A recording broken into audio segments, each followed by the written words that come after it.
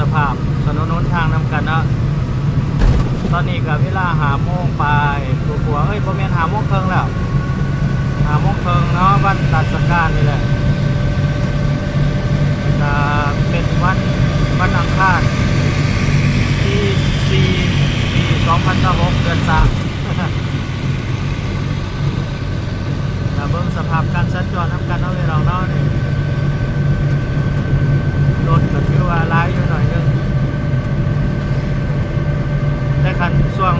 4 โมงครึ่ง5 โมงนี่ก็คือสิหลายอยู่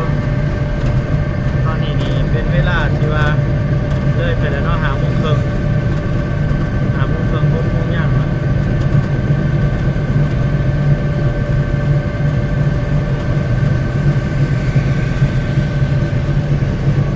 มีสารพัสสด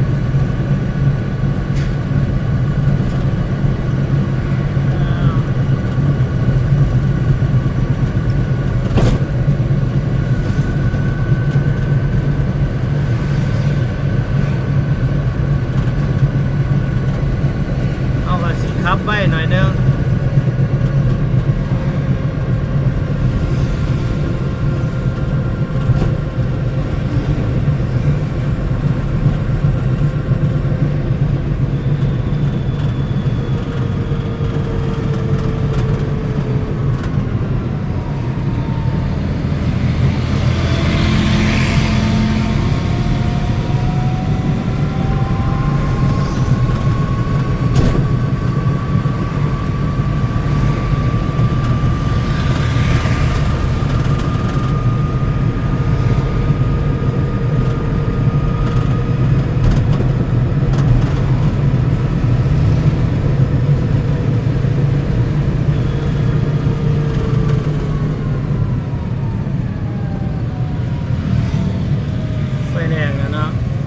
หอดไฟแดงขาดขาวแล้วเขาขี่เลี้ยวซ้ายลงไปแคมป์ของเขาสีเลี้ยวซ้ายไปทางแคมป์ของเปลี่ยนทิศทางใหม่ในการสัญจรนะคะเดี๋ยวเขาลองเบิ่งว่าจะเป็นอะไรเอาไฟแดงก่อนหยุดก่อนหน่อยนึงเนาะหยุดก่อนแล้วค่อยไปต่อโอเคไปกันต่อแล้วเขาเลี้ยวซ้ายเข้าไปนี่แลนทางแคมป์ของ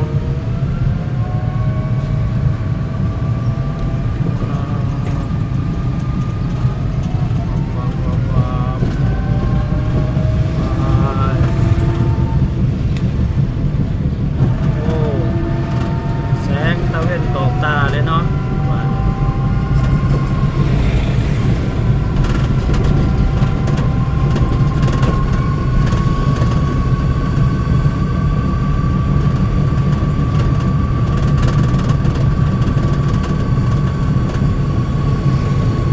แคบของยามแรงนี่สิมีคนมาย่างออกร่างกายบ่เนาะมาทำการลายกับสีเห็นอยู่ส่วนที่เป็นแคมป์คลองเบืองรอดจันแท้ๆกับสีมีคนมาขายเครื่องเนาะอยู่วันแถววันจันทร์โมเมนต์รอดจันนะเนาะนี่เราจะไปแคมป์คลองยามแรงเลยพี่น้องเอ้ยลองทางไหมยันทิศทางปกติเดี๋ยวเส้นทางนี่จะเป็นเส้นทางนี่เนาะคือเขาแลนสวนเข้ามาจะเป็นวันเวย์จะเป็นเส้นทางไปได้เดียวแต่ว่าเดี๋ยวนี้เปลี่ยนทิศทางใหม่ก็คือแลนได้2 ทางแลนขึ้นแลนลงได้มันสิเป็นแนวใดรถสิติดบ่หรือสิบ่ติดก็ลองเบิ่งตอนนี้เวลา6 โมงย่างน้อยนึงยัง 2-3 นาทีนี่แล้วเนาะโอ้น่าจะติดอยู่เด้อเบิ่งครับเบิ่งนี่ก็สิติดขากซ้ายแหละเบิ่งครับโอ้ย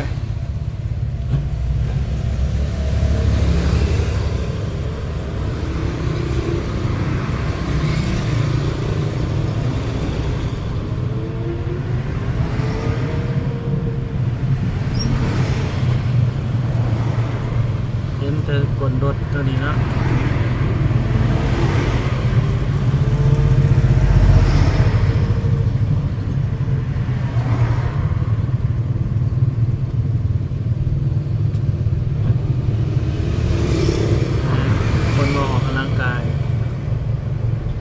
เป็นตามาเด้อเนาะยามแดงรถติดนะรถติดหลายล่ะ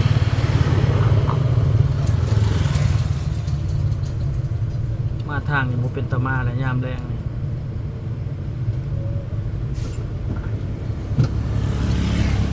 โอ้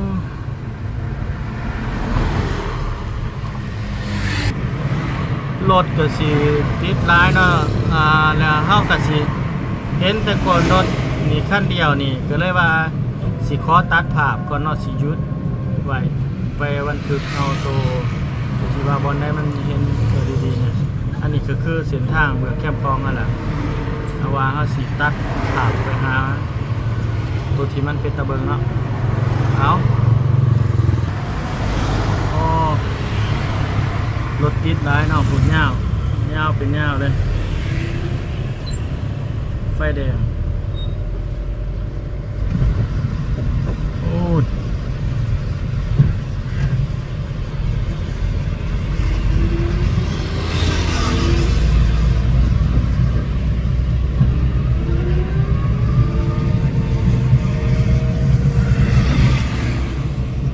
โอเคสมมาภาคควรเนาะคลิปภาพขายาวกว่านาทีละแล้วไปหอดไฟแดงเลยจังข้อสี่วิดคลิปอยากให้เห็นสภาพตามแก้มทางเนาะอันนี้เขาเจ้าหน้าเจ้าปรับปรุงมัน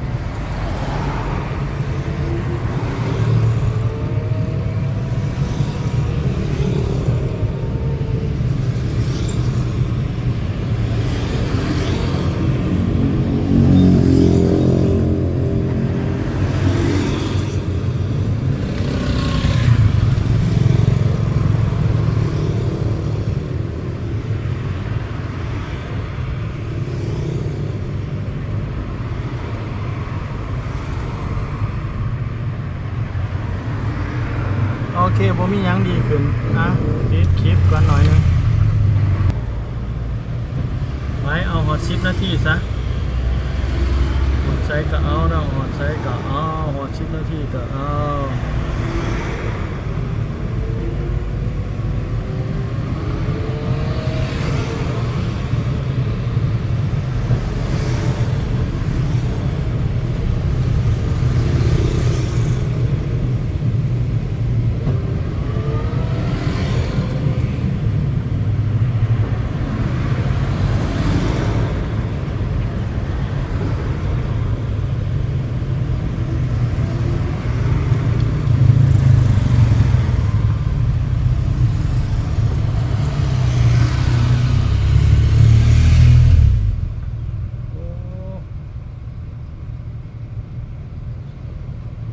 ติดไปจนหอดคุณหวา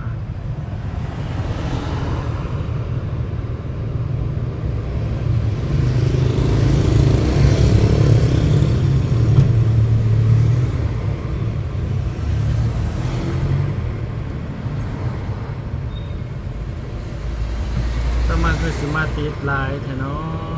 ะ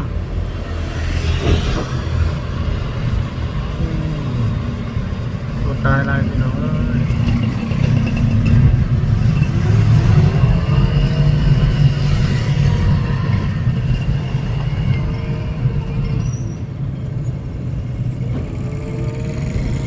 ติดลาย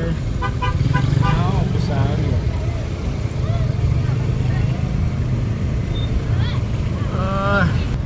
เอาขอปิดคลิปเพียงซ้ำนี้เด้อขอบใจพี่น้องที่ตามนะขอบใจได้หลายเจ้า